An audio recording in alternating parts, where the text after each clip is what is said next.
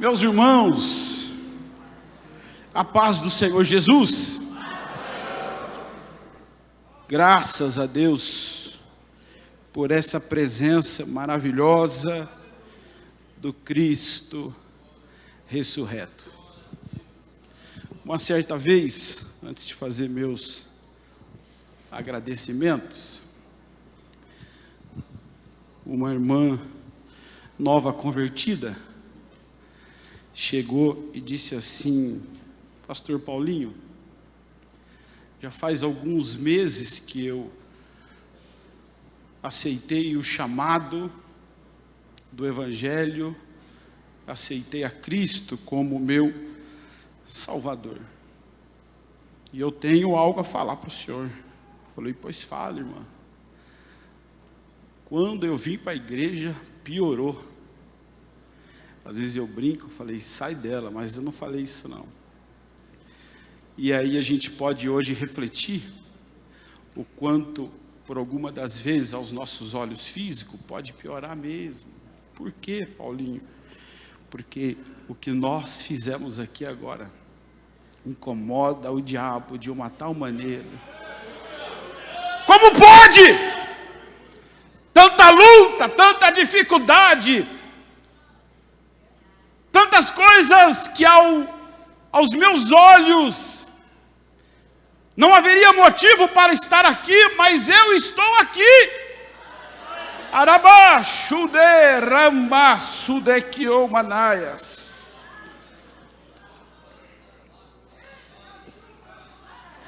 Ele está nesse lugar. Eu tenho certeza de uma coisa pela presença dele: você não vai sair daqui da maneira que adentrou. Tem gente cuidando da sua casa, tem gente cuidando da sua saúde, tem gente cuidando da sua vida, tem gente cuidando dos seus filhos, tem gente entrando na sua área profissional.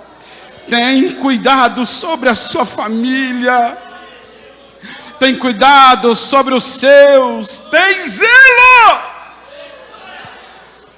Eu quero aqui com muita alegria externar meu agradecimento pelo nosso presidente, pastor Ismael, pela confiança que nos concede. Muito obrigado, pastor. O senhor sabe que quando me é possível, o Senhor está presente, eu faço questão de falar isso para a glória de Deus. O Senhor é o desbravador do meu ministério, da minha casa, e sempre levaremos essa gratidão sobre nós. Eu faço isso por gratidão e honra por aquilo que o Senhor representa sobre a nossa vida. Também todos que compõem essa mesa, toda a igreja, todo o grupo de obreiros, a todos, gratidão por esse momento. Tem uma palavra rápida, simples, mas eu creio que Deus falará. Abra sua Bíblia comigo, segunda epístola do apóstolo Paulo aos Coríntios, capítulo de número 12, segundo aos Coríntios 12,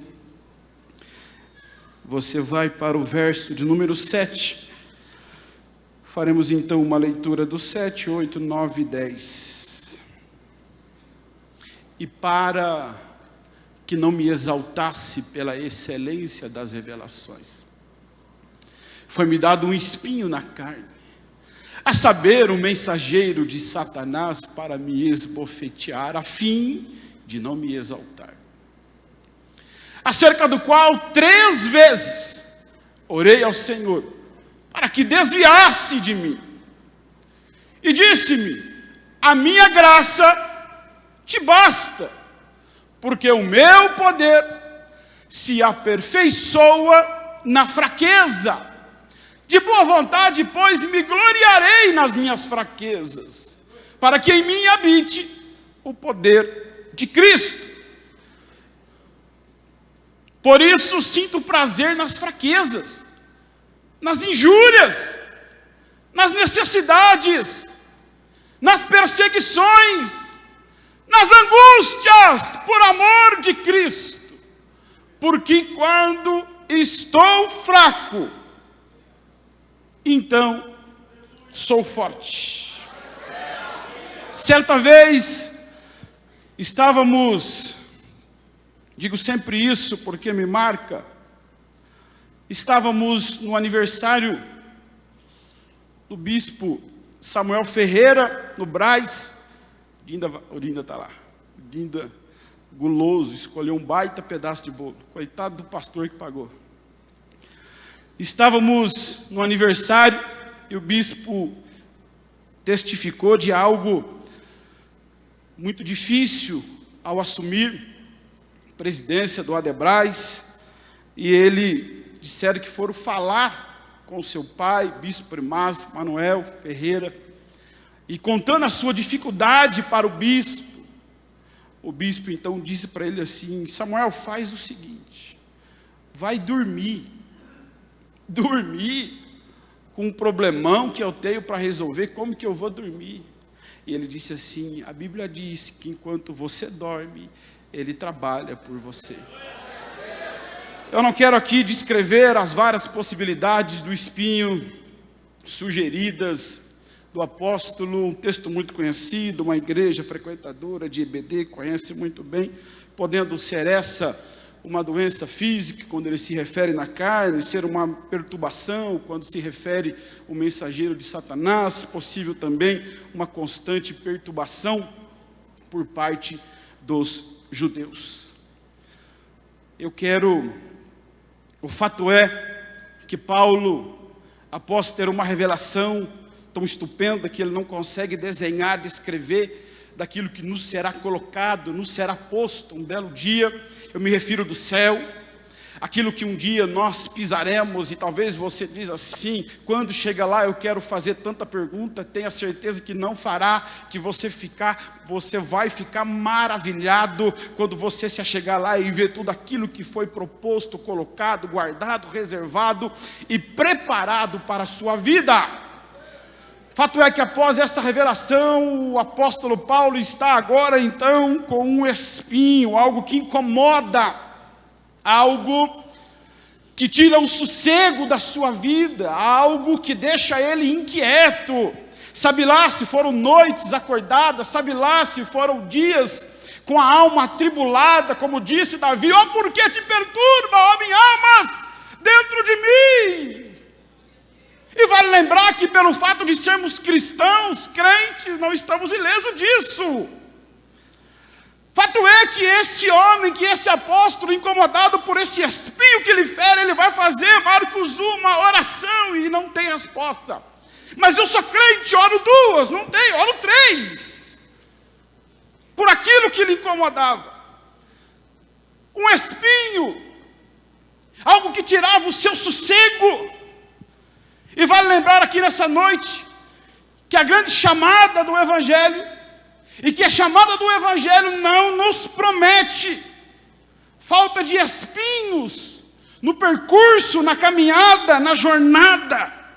É inevitável, saiba de uma coisa, eu não digo isso para atemorizar você, não digo isso para deixar você em choque, não digo isso para deixar você entristecido numa reunião, onde você deve, eu creio que pela bondade e misericórdia de Jesus, sairá daqui mais apaixonado, crendo por tudo que nós estamos presenciando aqui.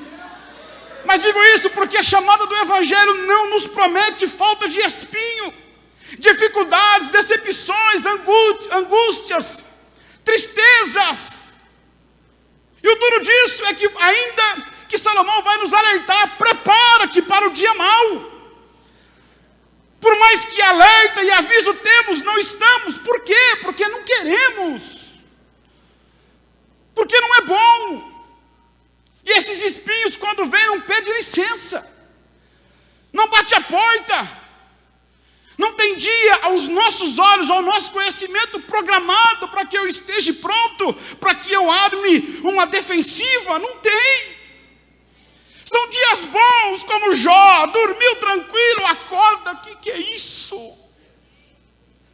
São dias que está bem, quando de repente o telefone toca e diz: é sério que é isso? aquela tonteada. Eu trabalho em um hospital e eu estava aguardando uma paciente que passava por um médico, e o médico leu o laudo para ela, e eu escutei do lado de fora, e ele diz assim: a partir de agora, todos os dias, a senhora vai depender de hemodiálise. Todos os dias a senhora vai ter que passar pelo setor de nefrologia e por aí vai. Eu não sei como é que é isso. A mulher levantou segurando nas laterais da cadeira, meio tonteada. Porque como é que faz? Quando recebemos um espinho desse nas nossas carnes.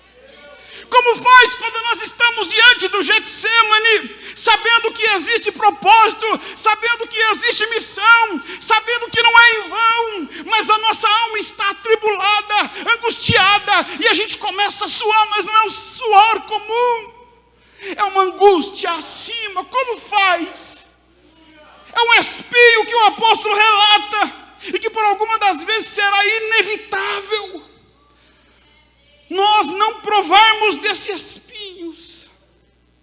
Há espinhos que dói demais, que machuca. A gente vem para o culto, mas é porque a gente quer ouvir algo da parte de Deus. Eu me recordo uma certa vez que eu com a Érica, nós passávamos tanta dificuldade, e a gente queria, nós congregávamos aqui, a gente queria que alguém chamasse para frente para fazer uma oração e uma imposição de mãos. Paulinho, mas para que isso? Porque quando nós estamos fracos, nós temos que nos esconder nele que é forte. Porque quando eu não aguento, porque quando eu estou cansado, porque quando eu sinto medo, é nele que eu me escondo, é nele que eu vou. Há espinhos que causam medo. O profeta está antes, com toda a força, até olhando e dizendo: cadê o Deus de vocês? Grite mais alto, quanto 450 profetas de Baal. Ele está ali com toda a força. Ora, mais tarde ele está trancado, escondido numa caverna, a ponto de não ter força de se alimentar. Só que tem um negócio, tem algo garantido: não vai morrer de fome. Eu vou enviar corvo, eu vou enviar. E aqui o que eu disse no começo, é por isso que o diabo tem tanta raiva de você, porque você pode não ter o melhor sapato, pode não ter a melhor roupa, pode vir capengando, você vai pegar o ônibus, o miserável do ônibus passa, você espera o outro, você não tem dinheiro, você anda quilômetros, mas você vem aqui, e aí o diabo tem que olhar. O diabo tem que avistar e dizer: ele vai orar. Aí você vai lá no último banco, dobra o joelhinho e fala: Deus, Deus está doendo. E aí que quando eu estou fraco, ele me faz forte. E aí que o diabo não entende. O diabo fala: como que pode? Como que chegou até aqui? Não foi você, lindão. Não é a tua força. Aliás, deixa eu te lembrar. Se eu desse para você 1 minuto para você fechar os olhos e voltar um pouquinho atrás, você vai dizer: era para mim estar morto. Não era para mim estar aqui. Quantos livramentos. Alguns espinhos.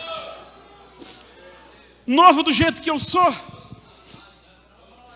passei alguns assaltos, fui trancado em porta-mala de carro, senti o gelo de uma arma aqui, e um perturbado dizia: mata, e um abençoado dizia: não, não é ele, e o outro dizia: mas já estamos aqui, mas não é ele tem alguma coisa que está incomodando, vamos embora, vamos deixar ele aí. E posterior a isso, sabe o que me desencadeou? Síndrome do pânico. 30 anos de idade, tomando Rivotril, crente. E um belo dia eu estou aqui na sede congregando, e Deus usa o nosso pastor. E ele diz assim, a Bíblia diz que o nosso Deus mede as águas do mar na palma, na concha da sua mão. Aquele dia eu falei, a partir de hoje não tomo mais Rivotril, não tomo mais remédio, porque eu sei em quem eu tenho crido.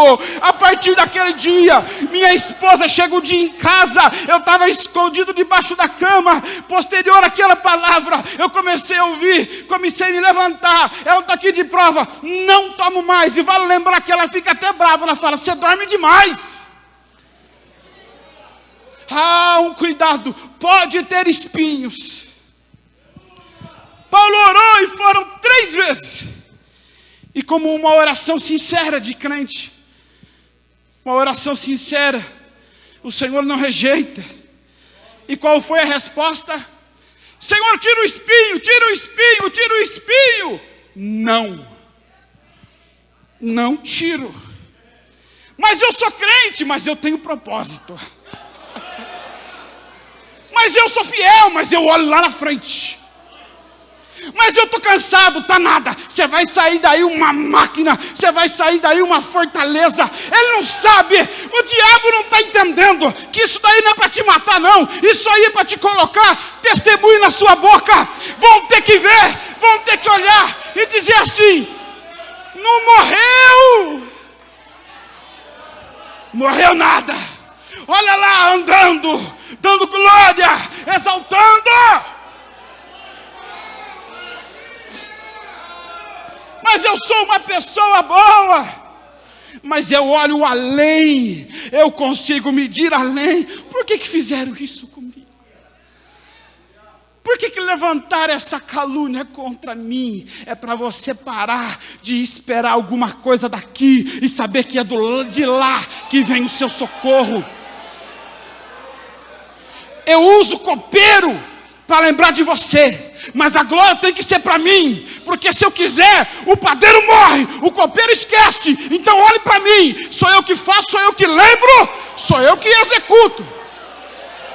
Mas não aconteceu, é porque você está no processo do espinho, você está no processo disso ainda. Mas não era um não seco, não era um não ou uma falta de resposta aos olhos de Paulo. Simplesmente não. Era um não para a vontade de Paulo. Aliás, a oração teve resposta, só não teve concordância com aquilo que Paulo queria. Então prova que essa oração teve resposta. Qual é, Paulinho? A minha graça te basta. O que é isso? A minha graça te basta. Não, mas eu quero ficar livre do espinho. Não, a minha graça te basta. O que é isso? Eu posso não tirar espinho, mas tem uma coisa, você vai ter força para passar no meio disso. Eu posso não tirar o espinho, mas você vai levantar, vai rastejar, vai caminhar. Aliás, você já pensou até em parar, porque o espinho é doído, porque o espinho é grande, e ele está dizendo, não vai parar. Vai continuar, porque eu posso não tirar o espinho, mas a minha graça vai te dar força para passar. O que é isso? O que é isso? Não tira o espinho, minha graça te basta, dou força para você passar. O que é isso? Sabe o que é? Marcos capítulo 4, versículo 39, Jesus vai ser relatado no Evangelho de Marcos, alguns outros também. Eu posso não tirar o espinho, mas te dou graça para passar. Mas sabe de uma coisa, pode levantar as ondas. O mar pode estar tempestuoso, mas tem uma coisa, eu estou no barco. Pode levantar até, pode fazer barulho, pode dizer que não vai dar em nada. Calma aí que eu estou no barco. E o que tem, Paulinho? E o que é que ele está no barco? Quando ele levantar, quando ele se colocar de pé, ele não vai pedir ordem. Ô vento, por favor. Ô mar, ô onda, por favor. Não, ele vai dizer assim, vento, repreendo-te você. Cala-te. Aquieta-te, mar. E se aquietou. Só isso? Houve bonança. É só o tempo dele levantar. É só o tempo dele acordar. É só o tempo dele se colocar de pé. As orações estão sendo registradas. As orações estão sendo anotadas. Ele tem visto você na madrugada, apresentado o que tem falado de você. Você pensa que ele esqueceu? Você pensa que pela posição que você está hoje, você esqueceu das orações? Ele escuta a sua oração. Ele livra você. Ele está no barco. Tem fornalha, não esquenta não, eu desço antes. Mas ele é o quarto homem, já estava lá antes. Tem cova dos leões, fica tranquilo, eu vou descer, acalma esse leão, nós vamos sair desse negócio junto. Graça, a minha graça te basta. Graça é a presença. Graça é o favor dele sobre a nossa vida. É a presença. Pode me tirar, só não me tire a tua presença. Então dorme. Então descansa. Isso tem começo, tem meio e hora para terminar. Fica tranquilo. Se for para perder noite de sono, é para ter comunhão com o Pai, mas não para ficar desesperado. Não para andar ansioso, não, fica tranquilo, ele está no barco.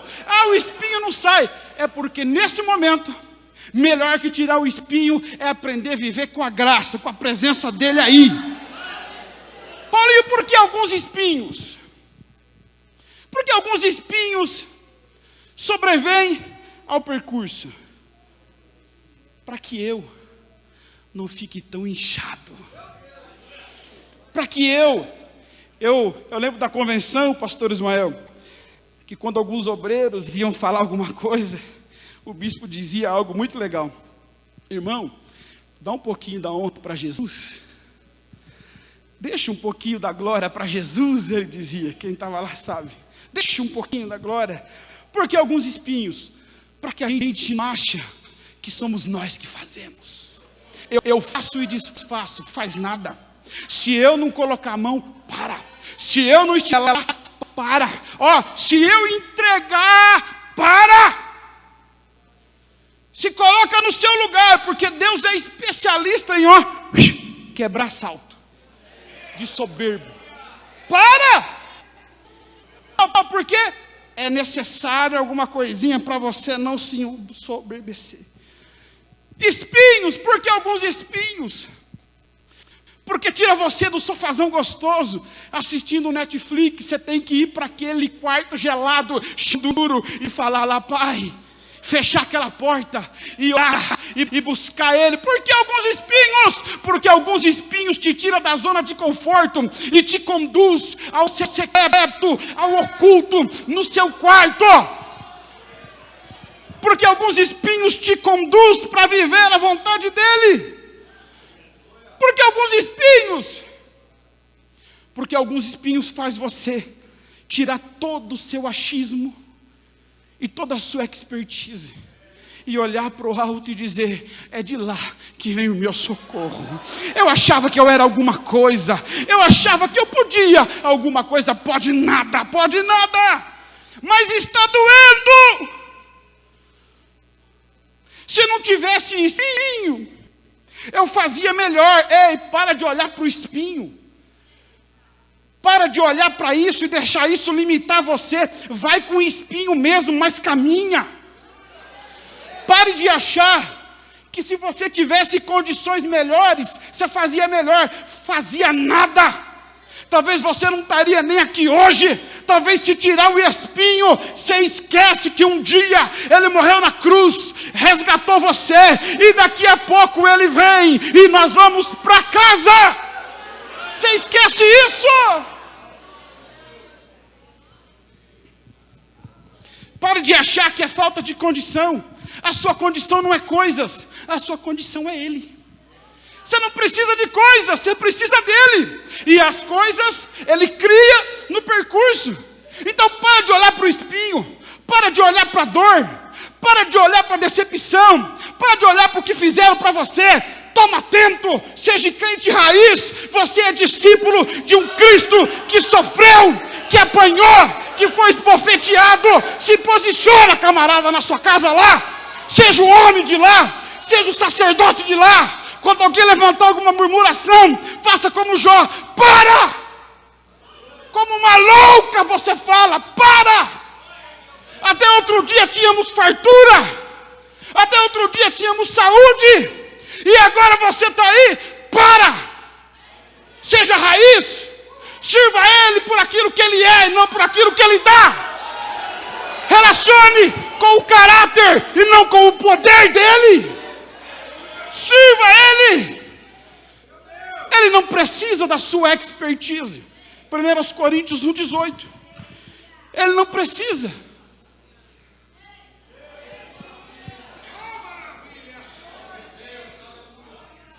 Sabe por que eu não faço? Por causa do espinho. E porque eu só tenho tico e teco. Eu não sou tão hábil. Ele não precisa. Ele na verdade faz uns negócios doidos. Romanos 11, Paulo fala assim. A gente vê aquela passagem do finalzinho de Romanos 11, que o Nani fez até um hino, um louvor disso. Ó, a profundidade da riqueza, quão insondáveis são os seus pensamentos. Quem pode impedir? Sabe o que Paulo está dizendo? Ele entra no meio dos judeus, endurece o coração desse povo. Esse povo fica meio congelado, não começa a crer. Aí ele sai e vai salvar uma igreja gentílica que estaria aqui hoje, dando glória, entoando, adorando e dizendo: e aí, Paulo? E aí que eu não sei explicar. Mas a profundidade da riqueza, quão insondáveis são os seus pensamentos. Quem foi o seu conselheiro? Quem algum dia se atreveu a lhe dar conselho? Retire a sua significância, diminua para que ele cresça, saia de cena. Confie mais nele. Lendo um livro de John Bevere, pastor de Atlanta, ele vai dizer, o temor do Senhor, ele vai dizer, um prédio, você deve ter visto isso, em chamas a casa, e os bombeiros lá embaixo, com a cama, dizendo: pula! O menino não pula, pula! O menino não pula. Chega o pai, e o pai diz: pode pular, que eu estou aqui embaixo. Deixa eu dizer um negócio para você. Você está esquecendo quem é seu pai. Quem aqui já assistiu o Rei Leão? Quando o Simba: pai, eles ficaram com medo de mim. Não é de você não, filho, é do pai. Por que eles correram? Porque eles sabem quem é seu pai. Eles sabem que se mexer com você, vai estar mexendo aonde não deve. Cuidado! Porque esse irmão, essa irmã, que às vezes você caçoa, brinca, tira sal, que não sabe nem falar, tem lugar, tem morada, tem estadia, tem reserva. Cuidado, porque você pode estar do lado de alguém que hora mais tarde vai liberar uma palavra profética sobre a sua vida. Cuidado!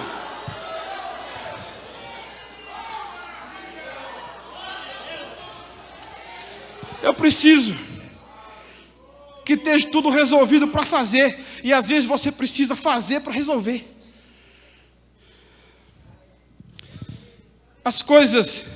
Há coisas, já vou finalizar, que não dá para explicar. Não dá para explicar. Eu estava outro dia no hospital lá em Araraquara, e aí a moça, brava, deprimida, fazia uns 4 meses isso. Aí ela disse assim, disseram para ela: aquele rapaz lá, gordinho, das pernas tortas, é pastor, pergunta para ele. Aí ela foi. Pastor, ela morava em São Paulo. O menino de 2 anos, o pastor escapou da mão dela. Sei se o senhor ouviu algo assim lá. Ela falou que foi em uma estação, eu não sei onde que é, ela disse isso, que só tem japonês. E ela disse: o menino escapou da minha mão. E até hoje eu não acho ele. Como explica? Eu falei: eu não sei. Mas eu só tenho uma palavra para você, mulher. Qual é? Tem um lugar reservado para nós. E como que eu vou lá? Você só precisa reconhecer a sua fraqueza e dizer: eu reconheço que eu preciso de um Salvador, e muito em breve vai sair uma notícia que essa barulheira toda aqui vai fazer uma falta danada. Muito em breve vão procurar aquele povo. Vamos lá fechar a igreja dos crentes. Vai nem precisar, que nós já vamos lá, tá sentado numa mesa, olhando ele face a face, e a Bíblia vai dizer que ele vai estar às portas para nos receber, dizendo: vinde benditos de meu Pai, vinde benditos de meu Pai. E ele vai estar lá, dizendo, Apocalipse 21:4, que ele vai enxugar dos nossos olhos toda lágrima. Há coisas que não tem como eu não passar. Entenda, pelo amor de Deus, que ele é soberano. Jó disse assim em 42:2: tudo isso que eu passei, eu entendi de uma coisa, que é os planos dele que não se frustram. O meu, o seu, vai se frustrar sim. A gente gosta de dizer: se eu não for, Deus envia outro. Se não vai, Deus envia outro. O Jonas não pôde ouvir isso. Jonas não teve opção. Não vai não, Jonas? Não vou. Vou tratar com você, camarada. Você não vai não? Não vou. Saulo, Saulo, por que me persegue? Saulo vai dizer mais tarde, em Atos 9:5, quem recalcitra contra os aguilhões dele? Aguilhão era uma vara pontiaguda que feria o boi quando o boi ficava empacado. E recalcitrar é resistir, é dizer não. Não vai não? Pá, eu vou. Quem pode?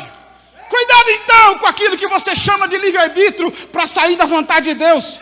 É o seu plano que vai se frustrar. E eu não sei explicar, eu só sei que ele sabe de tudo e tudo é para ele. Paulo entendeu uma coisa, que quando na fraqueza dele, repousava sobre a fraqueza dele o poder de Cristo. Quando eu estou fraquinho, quando eu diminuo, ele cresce. Quando eu paro de colocar esforço em fazer e aplico o esforço em crer, começa a acontecer coisas que eu não sei como.